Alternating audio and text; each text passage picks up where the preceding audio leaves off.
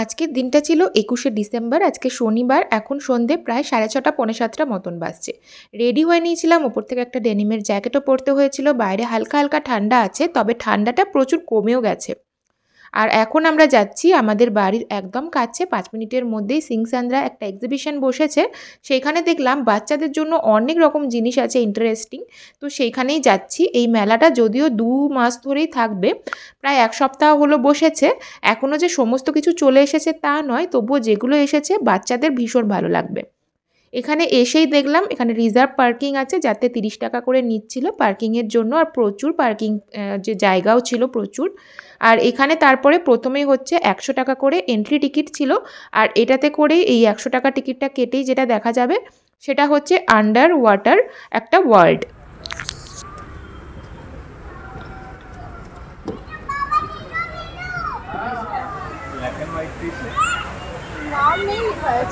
नाम नहीं लिखा है।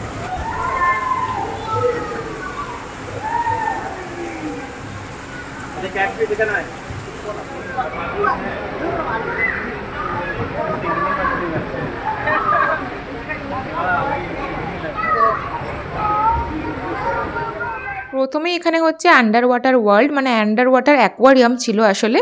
আর পুরো জিনিসটা বেশ সুন্দর একটা থিমে, ব্লু থিমে করা হয়েছে। বাচ্চারা তো সত্যিই ভীষণ মজা পাচ্ছিল, আমরাও ভীষণ মজা পাচ্ছিলাম। এর আগেও যখন আমরা মাইসোর গেছিলাম ঘুরতে, সেখানেও আন্ডার ওয়াটার অ্যাকোয়ারিয়াম আমরা দেখেছিলাম। সেটা আরও বড় আর হিউজ ছিল, কিন্তু তোজোর তো সেটা আর মনে নেই অতটা, ১.৫ বছর আগেকার কথা।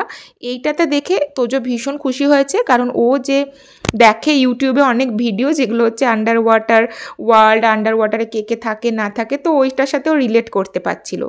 সেখানে থেকে বেরিয়ে এসে এখানে প্রচুর সারি সারি দোকান ছিল, আচারের দোকান, খেলনার দোকান, জামা কাপড়, জুতো থেকে আরম্ভ করে বাচ্চাদের সানগ্লাস, তাছাড়া বিভিন্ন ধরনের হাঁড়ি কড়াই, রান্নার জিনিসপত্র, অনেক ধরনের দুল, সিটি গোল্ডের বালা, কানের দুল, এই সমস্ত কিছু। তবে এই সমস্ত কিছু কেনার আর ইচ্ছা ছিল না, প্রচুর আছে।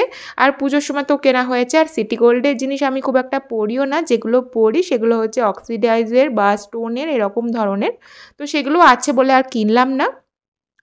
তবে রান্নাঘরের জিনিস দেখলে আমরা মেয়েরা একটু আটকেই যাই। এখানে প্রচুর কাঠের অনেক রকম রান্নার জিনিস ছিল, আর স্টিলেরও ছিল। তো এখান থেকে কতগুলো চামচ আর এই ডিশ, এই সমস্ত টুকিটাকি কিনেছি।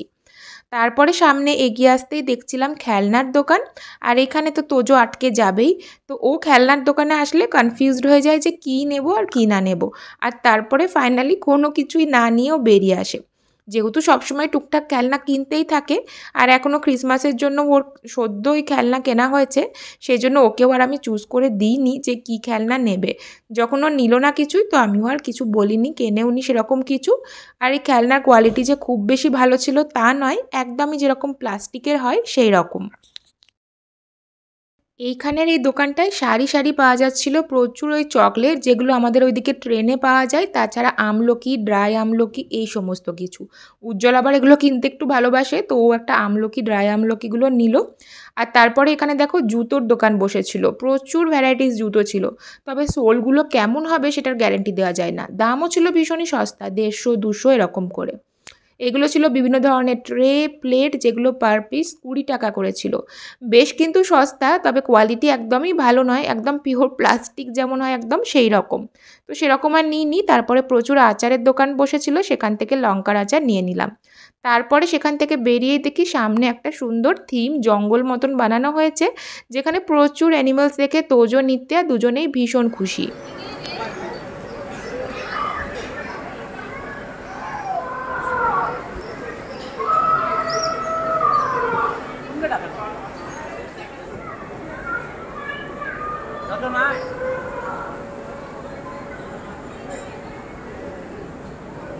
এটা রাইনোসর। তোজোর কাছে তো এই থিম জঙ্গলটা রিয়েল জঙ্গলের থেকে কিছু কম ছিল না। এখানে একসাথে প্যান্ডা, এলিফেন্ট, ডাইনোসর থেকে আরম্ভ করে সমস্ত কিছু দেখে তোজো তো ভীষণ এক্সাইটেড, নিত্যাও খুবই খুশি। দুজনকে একসাথে দাঁড় করিয়ে ফটো নিয়ে নিলাম। এই সমস্ত ফটোগুলোই তো থেকে যাবে, যখন বড় হবে তখন ওরা দুজন দেখবে আর মজা পাবে। তারপরে সেখান থেকে বেরিয়ে এসেই দেখছিলাম এখানে ফিশ অ্যাকোয়ারিয়াম ছিল, প্রচুর ফিশ ছিল অনেক ধরনের, আর অনেক ধরনের জার অ্যাকোয়ারিয়াম বড় ছোট প্রচুর ছিল। তবে এগুলো আমি আর কিনিনি, কারণ যখন ওই 2-3 মাসের জন্য বাড়ি চলে যায় তখন খুব মুশকিল হবে, আর তাছাড়া পরিষ্কারের একটা ব্যাপার তো আছেই, সেই জন্য আর নিলাম না। তারপর এখানে বাপ্পি আর উজ্জ্বল ট্রাই করছিল, যেগুলো থেকে একটাও কিছু জিততে পারেনি। তারপরে থেকে এখান থেকে বেরিয়েই হচ্ছে বিভিন্ন ধরনের রাইড ছিল, আর রাইডের আগে যেটা ছিল সেটা হচ্ছে বিভিন্ন ধরনের খাবারের দোকান। এখানকার খাবারের দোকান তো অবশ্যই এখানকারই টেস্ট পাওয়া যাবে, আমাদের ওই দিকের মেলার মতন ওরকম টেস্ট তো নয়, তবুও প্রচুর কিছুই ছিল, পাওভাজি ফুচকা চাট এই সমস্ত কিছু। সেখান থেকে ভাবলাম মেলায় আসবো কিছু খাবো না তো হয় না, তো ফুচকা অর্ডার দিয়েছিলাম।